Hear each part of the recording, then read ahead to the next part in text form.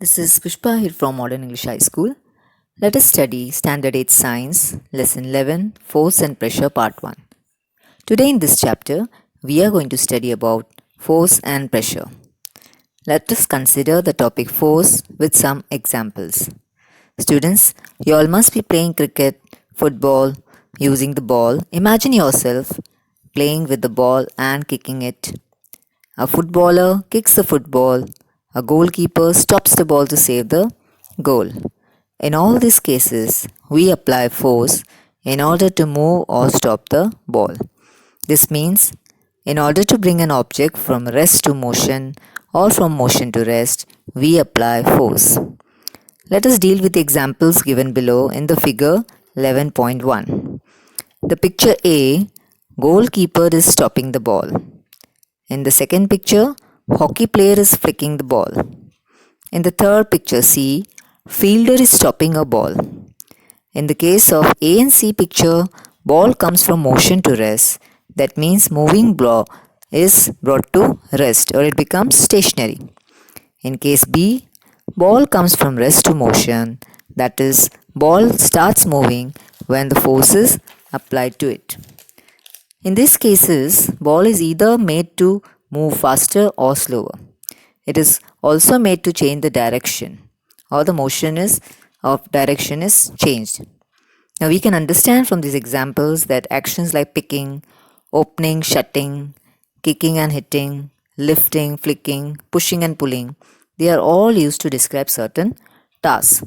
We can also say a push or pull is necessary for an object to move. In these all examples, we came to know that some force is applied for object to move.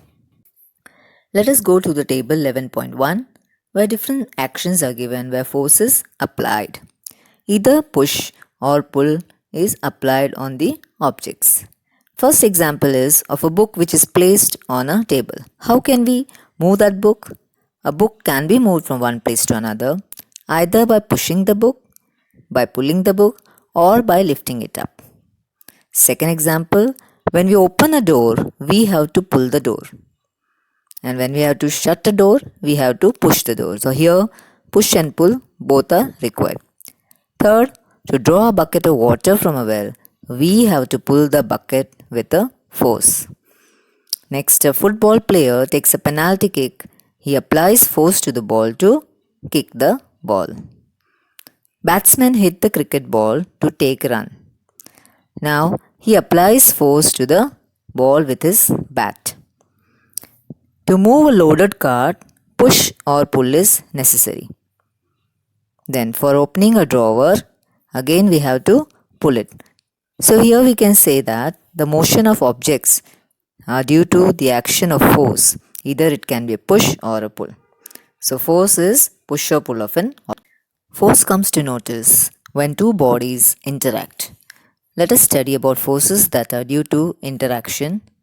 Refer figure 11.2. In this picture, man is standing behind the stationary car. In order to move the car, he has to push the car. When he pushes the car begins to move in that direction of the applied force. So the interaction is between the person and the car. Let us refer the figure 11.3, A, B and C. In the picture A, both the girls are pushing each other. In the second picture, both the girls are pulling each other. In C part, cow and the man are trying to pull each other. From all these above examples, we can say that at least two objects should interact for a force to come into play. An interaction of one object with another object results in a force between the two objects.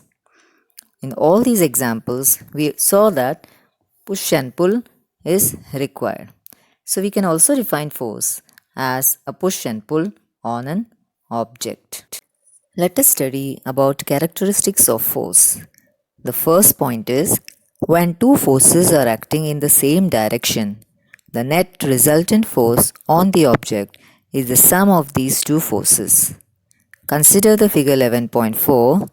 The example 1 is the two boys are pushing the object in the same direction. So the net force is the force applied by first boy plus the force applied by the second boy. So the net force is equal to the sum of these two forces. Now second point is, when two forces are acting in the opposite direction, the net resultant force is the difference of these two forces. Consider the example 2.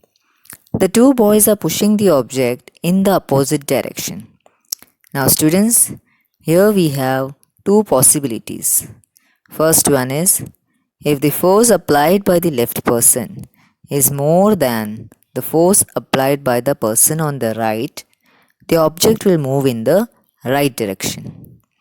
Second is, if the force applied by the person on the left is less than the force applied on the right, the object will move in the left direction. Now students, let us move to figure 11.5. Here the children are playing the game of tug of war. Two teams are pulling the rope in opposite direction. And if the force is same on both the sides, the rope does not move. The team that pulls harder applies larger force, and so the rope will move to that part. From the above examples, we have learned that force can be larger or smaller than the other. The strength of force is usually expressed by its magnitude. Let us study some effects of force. First is, a force can change the state of motion. That is, object can be stopped if it is moving, or a moving object can be brought to rest. Example, we can refer the figure 11.6. If we take a rubber ball and keep it on table, give a push to that ball, it begins to move. Again, if we push, it starts moving faster. So there is increase in speed. Now keep your hand in front of the moving ball.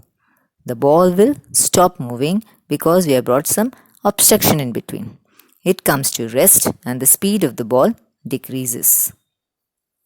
So when the force is applied in the direction of the motion of the object, the speed increases, and if it is in the direction opposite to the direction of motion, then it results in decrease of speed. Refer the figure 11.7. A boy is moving the tire. If he wants to move the tire faster, he has to push the tire continuously. Now see the figure 11.8. A ball is pushed from a surface and brought into motion. Now place a ruler in its path. In doing so, we would apply a force on the moving ball. Does the ball continue to move in the same direction after it strikes the ruler? No. Again repeat the activity by placing the ruler, making different angles to its path. Now we say that force is required for changing the speed of an object and also the direction.